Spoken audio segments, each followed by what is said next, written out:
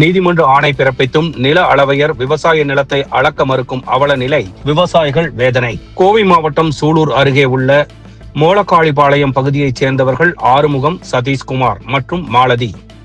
இவர்களுக்கு அதே பகுதியில் சொந்தமாக விவசாய நிலம் உள்ளது. இதில் அவர்கள் குடும்பத்துடன் இருந்து விவசாயம் செய்து வருகின்றனர். இந்த நிலையில் அவரது நிலத்தை சுற்றியுள்ள காலி நிலங்களை பொன்னுச்சாமி, சாந்திநாதன், சரவணன், துரைசாமி, பாலசுப்பிரமணியம் ஆகியோர் விலைக்கு வாங்கி அதை வீட்டுமனை இடங்களாக பிரித்து விற்பனை செய்வதற்கான ஏற்பாடுகளை செய்து வருகின்றனர். இவர்கள் விவசாய நிலங்களுக்கு செல்லும் பொது பாதையை மறித்து பாதையை அடைத்துள்ளனர்.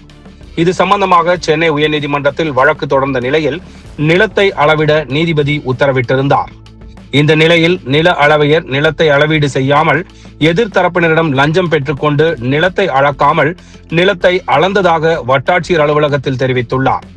இதுகுறித்து கோவை மாவட்ட ஆட்சியர் அலுவலகத்தில் தங்களது நிலத்தை நில அளவையர் சரியான முறையில் அளந்து தருமாறு ஆட்சியரிடம் மனு அளித்துள்ளனர்.